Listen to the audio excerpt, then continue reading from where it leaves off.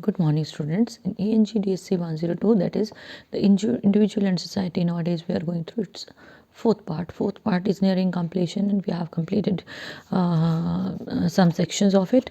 Let me tell you. Consensus objector we have done. General, your tank is a powerful vehicle is done. The dog of Titwall is done. Last part of this section is a chronicle of the peacocks, and there was another chapter also, ghosts of Mrs. Gandhi, which has been excluded. अब वो आपके chapter जो है वो syllabus में नहीं है, तो आप इस चैप्टर को स्टडी नहीं करोगे. You have to go through 4 chapters of this unit. Fourth chapter जो है क्रॉनिकल ऑफ द पीकॉक्स, मैंने आपको इसके बारे में थोड़ा सा जो है वो बता दिया था प्रीवियस वीडियो में. Rest of the thing will discuss hair. Obvious है ये जो युद्ध की विभीषिका से डील करने वाला ये सेक्शन है. फर्स्ट चैप्टर में कंसेंसस ऑब्जेक्टर जो है वो डेथ को एड्रेस नहीं देना चाहती है फीमेल, कि डेथ जो हॉर्स पे चढ़ के आई है, एक ह्यूमन बीइंग के रूप में उसको पर्सोनीफाई किया है. वो किसी भी लिविंग बीइंग का एड्रेस डेथ को नहीं देना चाहती है. वो डेथ से क्या कहती है कि if you want to take me, मुझे ले जाओ, मैं तुम्हारे साथ जाने के लिए तैयार हूँ. Second word, generally your tank is a powerful vehicle. इसमें ये बताया गया था कि विदाउट ह्यूमन बींग्स कोई भी चीज़ कितनी भी भयावह, कितनी भी विनाशकारी क्यों ना हो, कितनी भी डेंजरस क्यों ना हो, कितनी भी नुकसान करने वाली क्यों ना हो, ह्यूमन बीइंग की ज़रूरतों से रहती ही है. तो हम पे डिपेंड करता है हम कितना ज़्यादा जो है वो नुकसान चाहते हैं. Third was the chapter which dealt with the dog of Tetwal, जिसमें आइडेंटिटी क्राइसिस के बारे में बात की गई है कि पहचान को लेके इंडियन और पाकिस्तानी आर्मीज दोनों कितनी पर्टिकुलर है सून आफ्टर पार्टीशन, और विविड नेचर ब्यूटी है. तो बिगिनिंग जो है it doesn't give us an indication कि लास्ट में जो है एक बेचारा कुत्ता जो है वो बिना वजह मारा जाएगा. तो हमें क्या पता लगता है कि we come to know about one thing, vivid natural beauty is there, और दोनों पहाड़ों पे आर्मीज़ हैं और तो खाना बना रही हैं, खा रही हैं, इकट्ठे चल रहा है, लेकिन suddenly a dog comes and entire things it becomes very different, और चीज़ें जो है वो अलग हो जाती हैं. ठीक है. अब फोर्थ यूनिट है. इस फोर्थ यूनिट का लास्ट चैप्टर है ये, the Chronicle of the peacocks. इंतज़ार हुसैन ने ये लिखा है. थोड़ा सा ऑथर का पढ़ लेते हैं. ठीक है. इंतज़ार Hussain is the most important modern short story writer in Urdu के ये मॉडर्न शॉर्ट स्टोरी राइटर हैं, लघु कहानियाँ लिखते हैं. He was born in Dibai, Bulandshahr, British India, 1923. अब देखो ये तब पैदा हुए थे जब India was being ruled by the Britishers 1923 में, जब भारत था, हिंदुस्तान था, पाकिस्तान नहीं था. एक ही जो हमारा देश एक था, हमारी पहचान एक थी.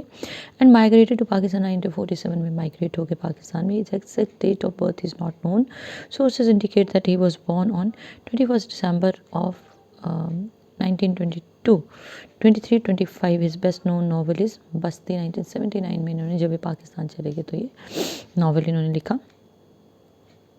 इन the story a chronicle of the peacocks, जो ये स्टोरी है about the story we are going through, page number 101, textbook है ये. ठीक है. तो स्टोरी ऑफ पीकॉक्स में जो इंतज़ार हुसैन है वो क्या बता रहे हैं, describes the pain of partition का दर्द, एग्ज़ाइल, वनवास, एंड लॉस्ट मेमोरीज, और वो यादें जो खो गई हैं. मैंने आपको जब प्रीवियस चैप्टर शुरू करवाया था, मैंने तब भी आपको बताया था कि अगर कभी आप किसी बुज़ुर्ग से मिलते हो जिसने पार्टीशन का दर्द झेला है, तो you will really feel pain to listen to the description given by that very fellow. I have met with a person, मैं एक ऐसे इंसान से मिली हूँ और उन्होंने मुझे पार्टीशन के बारे में बताया है. It was really painful the way things were described. It was like everything was alive before my eyes. मुझे लग रहा था कि सब कुछ मेरे सामने हो रहा है. And how can human beings be so cruel, ये मेरे अंदर का एक सवाल था कि इंसान इतना क्रूअल, इतना बेदर्द, इतना भयानक कैसे हो सकता है, जो ये नहीं देखता कि किसी इंसान को हम बिना वजह मार रहे हैं.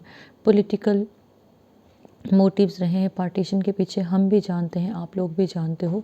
दो देश बनने के पीछे पॉलिटिकल मोटिव्स रहे हैं. आम आदमी तो हमेशा जो है वो बीच में ट्रैप हो जाता है. Same was the trapping of an ordinary person, a simple person, an ordinary human being, जो बेचारा मारा गया. ठीक है. तो उस पेन, पैंग्स, उस तकलीफ़ को अगर कभी तमस मिलेगा, कभी समरी पढ़ने का मन होगा, तो नेट पे पढ़ना, उसकी summary will come to know कि किस तरह कितना हॉरिबल जो था वो फेज़ रहा है हम लोगों के इतिहास का एक बहुत भयंकर फेज़ रहा है। अगर ब्रिटिशर्स से भारत को आज़ाद करवाना संघर्ष था, तो भारत पाकिस्तान का दर्द वो अभी तक हम लोग झेल रहे हैं। अभी हम उससे निकल नहीं पाए हैं, क्योंकि अभी तक हमारे पास वो लोग हैं जो इन दुखों को शेयर करते हैं। अभी तक वो फैमिलीज़ हैं जिनके कुछ लोग बेचारे पाकिस्तान रह गए और उनके पास इतने पैसे नहीं हैं कि पाकिस्तान जाके उनसे मिलें, या फिर कुछ ऐसी फैमिलीज़ हैं जो पाकिस्तान में रह रही हैं, हिंदुस्तान में उनके कुछ लोग हैं, उन पाकिस्तानीज़ के पास भी इतना पैसा नहीं है कि भारत आके वो अपने रिश्तेदारों से मिले। यदा कदा जब कोई मिलता है, then we come to know कि अच्छा किसी फैमिली का रीयूनियन हुआ, तो वी फील वो very good, fine. So this is an allegory, there is an allegorical touch in the story. Allegory क्या होता है? जहाँ पे अच्छाई, बुराई, गुडनेस है ना, बैड थिंग्स और बुरी भावना, अच्छी भावना को कैरेक्टर्स के रूप में जो है वो प्रेजेंट किया जाता है। That is what we call allegory. The people of Rajasthan were frightened by to death by the competitive testing of nuclear weapons by India and Pakistan in May 1998। मई 1998 में न्यूक्लियर वेपन्स की टेस्टिंग हो रही थी भारत और पाकिस्तान में। तो या तो ये पानी के अंदर होती है या फिर मरुभूमि में होती है। तो जो पीकॉक्स ऑफ राजस्थान है, जो राजस्थान के मोर थे, वो बहुत डरे हुए थे, ठीक है ना। दे वर फ्राइटन टू डेथ। इतने ज़ोर का धमाका होता था किसका? Competitive testing of nuclear weapons. जो न्यूक्लियर हथियार हैं उनकी टेस्टिंग होती थी भारत और पाकिस्तान के द्वारा मई 1998 में। The narrator is very fond of peacocks. Narrator को, जो इंतज़ार हुसैन है, उनको पीकॉक्स बहुत पसंद है, because they represent beauty, grace, peace and love on earth. क्योंकि वो क्या बताते हैं? हर पॉजिटिव चीज़ को पीकॉक जो है वो इंडिकेट करते हैं। Besides the peacocks के अलावा there are many images such as the weary duck on the edge of a dark oil soaked sea। peacocks के अलावा और भी बहुत सी images हैं, जैसे एक थकी हुई डक जो है वो on the far edge of a dark oil soaked sea, सी के ऊपर ऑयल तैर रहा है और वहाँ पे एक डक जो है वो थक चुकी है, वो पैडलिंग नहीं कर पा रही है, क्योंकि जो सी की का वाटर है वो हैवी हो चुका है ऑयल की वजह से। And the lonely peacock of paradise sitting on the parapet of a terrace of the author. और उसको लगता है कि जो स्वर्ग का एक अकेला पीकॉक है वो मेरे पैरापिट पे बैठा है, मेरे टेरेस के, ठीक है। ऑथर को ये लगता है। The peacocks of Jaipur, peacock जो हैं जयपुर के, the koel, peacocks and other birds of Indraprastha and the royal swans of Mansarovar के जो हंस हैं, उन सभी को वो कोट कर रहा है। They all represent the flora and fauna of nature. वो प्रकृति की सुंदरता को, उसकी विविधता को, उसके नेचुरल उसके जीव जंतु उनको रिप्रेजेंट करते हैं। The evil spirit of Ashwatthama is a symbol of destructive activities of human beings. मैंने प्रीवियस वीडियो में आपको अश्वत्थामा की स्टोरी सुनाई है। उसकी जो इविल स्पिरिट है, जो बुरी आत्मा है, वो इंडिकेट किसको कर रही है? वो एक सिंबल है ह्यूमन बींग्स के डिस्ट्रक्टिव एक्टिविटीज़ का, ठीक है। Through this powerful images the author effectively shows the futility and horror of war. और इन इमेजेस के थ्रू ऑथर ने, फिटिलिटी होता है यूजलेसनेस, नकारात्मकता, और भयावह एस्पेक्ट जो थे युद्ध के, उनको ऑथर को डिपिक्ट कर रहा है। सो इंट्रोडक्टरी से हमें क्या पता चला कि समाज में जितनी भी नेगेटिविटी फैली है, पर्टिकुलरली न्यूक्लियर वेपन्स के ट्रायल को बताया है, डेथ का डर बताया है, अश्वत्थामा के बारे में बताया है, प्रकृति की सुंदरता को किस तरह से हम पॉल्यूट कर रहे हैं उसके बारे में इस चैप्टर में बताया गया है। Allah alone knows why this evil spirit is after me. Allah जानता है, भगवान जानता है कि इवल स्पिरिट ऑफ अश्वत्थामा क्यों मेरे पीछे घूम रही है। I am shocked and upset. मैं बहुत परेशान हूँ, डिस्टर्ब हूँ। Had actually gone there to inquire after the well being of the peacocks. कहते मैं एक जगह गया था जहाँ पीकॉक्स के हाल चाल पूछने के लिए गया था। How was I so to know that its evil spirit would grab hold of me. मुझे ये कैसे पता चलता कि ग्रैब होल्ड ऑफ होता है कब्जा करना, कि ये बुरी आत्मा मुझ पर कब्जा ही कर लेगी। ये पेज नंबर 102 है, second paragraph I am starting. It was by chance ही बाई चांस था that I came across that small news item. मुझे वो छोटी सी न्यूज़ आइटम मिली। Otherwise in the midst of all that turmoil, turmoil होता है डिस्टर्बेंस, नहीं तो इस सारी डिस्टर्बेंस के बीच में I would never have found out what had really happened. मुझे कभी पता ही नहीं चलता कि एक्चुअल में हुआ क्या है। Tucked away in the middle of the terrifying news about India's atomic bomb was a small note about how the explosion had so frightened the peacocks of Rajasthan that they had flown up screaming up to the sky and scattered in all directions। आपको पता है ना peacock की जो पूंछ है, जो tell है वो बहुत ज़्यादा भारी होती है, पंख उसके बहुत हैवी होते हैं, तो वो ज़्यादा दूर तक नहीं उड़ पाता वो उस हैवीनेस की वजह से। लेकिन जितने ज़ोर का धमाका हुआ ना, so tucked away in the middle of the terrifying news, की न्यूज़ के उस डरावनी न्यूज़ के बीच में फंसा हुआ अबाउट इंडियाज़ एटॉमिक बॉम्ब, कि भारत के न्यूक्लियर बॉम्ब का ट्रायल हो रहा है, was a small note.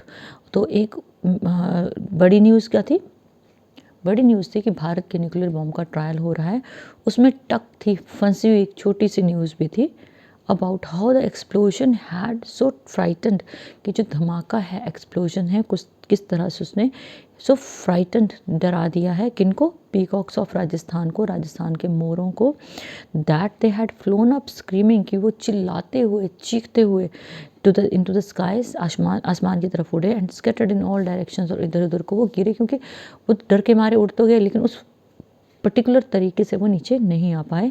It was by chance that I came across the small news item there, कि बाई चांस था कि वो न्यूज़ आइटम मुझे मिली। इमीडिएटली मैंने जल्दी से जल्दी क्या किया, I wrote a column expressing my sympathy for the peacocks, कहते मैंने एक कॉलम लिखा जहाँ पे मेरी सहानुभूति थी पीकॉक्स के लिए, एंड थ्रू दैट, और उसके माध्यम से, एंड थॉट दैट, और सोचा, हैविंग डन माई ड्यूटी, मेरी ड्यूटी तो हो गई, I was free from all further obligations, अब मुझे आगे कोई एक्स्ट्रा एफर्ट्स डालने की ज़रूरत नहीं है। But had I really done my duty, कहते क्या मैंने सिर्फ उन पीकॉक्स के बारे में लिख के, कि वो डरे हुए थे, वो ऊपर से गिरे, नीचे गिरे, ये लिख के क्या मैंने सच में अपनी ड्यूटी को पूरा कर दिया था? वॉज आई एक्चुअली फ्री, क्या मैं उस आत्म ग्लानि से एक्चुअल में फ्री था, उस ड्यूटी से एक्चुअल में फ्री था कि मैंने पीकॉक्स के बारे में कुछ किया है? The insignificant piece of information disturb me in the same way, ये जो बेकार का पीस ऑफ इंफॉर्मेशन था ना, बड़ी न्यूज़ धमाके की थी, छोटा सा पीस ऑफ इंफॉर्मेशन पीकॉक से डील करने वाला था, इसने कहता मुझे इतना डिस्टर्ब किया, the way that small fish had disturbed Manu ji, कि एक छोटी सी फिश ने मनु को डिस्टर्ब किया था। शायद आपने स्टोरी सुनी होगी। Manu ji had once caught a fish no longer than his little finger, Manu जो थे, जो फर्स्ट पुरुष, जो प्रथम पुरुष इस पृथ्वी पे अवतरित हुए थे हिंदू माइथोलॉजी के अनुसार, उन्होंने क्या किया, उन्होंने एक सागर से उन्होंने एक फ़िश को लिया, फ़िश कितने साइज़ की थी, छोटी उंगली की साइज़ की शायद इतनी सी फ़िश रही होगी, है ना, and placed it in a pot, छोटे से बर्तन में, कमंडल में उन्होंने प्रोबेबली डाला था। He too had thought that he had done his duty and was free, उन्होंने भी सोचा कि मैंने अब मछली को बचा लिया भाई, अब तो फ्री हो गया मैं, है ना। He too had thought that he had done his duty and was free, but the fish started to grow and grow, but fish तो बड़ी होने लगी, so it became so big that it had to take it out of the pot and release it into the lake, अब उस pot से निकालना पड़ा, एक लेक में, एक झील में डालना पड़ा, then it was out of the lake and release it into the river, जैसे फिर उनको लगा कि लेक में भी नहीं आएगी तो उसको उठाया और रिवर में डाल दिया, fish became too large for the river, अब रिवर से भी बड़ी होगी, and Manu ji had to carry it to the sea, और मनु जी को उसको सागर में डालना पड़ा। In the same way a news item, इस तरह से जो न्यूज़ आइटम थी, which journalist thought discovered no more than 2 lines, जिसमें जर्नलिस्ट को लगा कि ये 2 लाइन से ज़्यादा नहीं है, ओवरवेलम्ड माई इमेजिनेशन, मेरी कल्पना को उसने हिला के रख दिया, कि मैं जब भी उन मोरों के बारे में सोचता, पीकॉक्स के बारे में सोचता, तो मैं डिस्टर्ब होता था। देखो न्यूज़ हम सभी पढ़ते हैं, लेकिन कोई ना कई न्यूज़ होती है वो हमारी पर्सनैलिटी पे बहुत गहरा इम्पैक्ट डालती हैं, same as the case with the author. The news reminded me of the peacocks, अब मुझे क्या याद आए, वो मोर याद आए, I had seen in Jaipur, Rajasthan में मैंने जो देखे थे, सुभान अल्लाह, amazingly good, what a beautifully planned pink city it was amazingly good, beautifully planned pink city Jaipur को बोलते हैं। I reached Jaipur late in the afternoon, दोपहर को मैं आफ्टरनून में लेट पहुंचा था। At first I didn't sense their presence, पहले तो मुझे वहाँ पता नहीं लगा कि वहाँ पे पीकॉक्स भी हैं, बट इन द इवनिंग मैंने open the window of the guest house, जैसे मैंने विंडो खोली ना गेस्ट हाउस की, which was as lovely as a new bride, जो कि न्यू ब्राइड की तरह ब्यूटीफुल थी। अब the view outside for breathtaking, बाहर का जो व्यू था ना, amazingly good, it was like I felt speechless, मतलब ऐसा लग रहा था कि मेरी सांस रुक जाएगी, इतनी सुंदरता थी। एवरीवेयर आई लुक, जहाँ भी मैंने देखा, इन द कोर्ट यार्ड, आंगन में, on the parapet around the fountain, fountain के आसपास का जो पैरापिट था over the balconies there were peacocks and more peacocks. चारों तरफ बस मोर ही मोर दिख रहे थे. Peacocks with bright blue tails. Just imagine करो, लिटरेचर के स्टूडेंट हो आप, कि चारों तरफ आप अपनी विंडो खोलते हो और विंडो बाहर आंगन में, खेत में चारों तरफ पीकॉक्स ही दिखते हैं.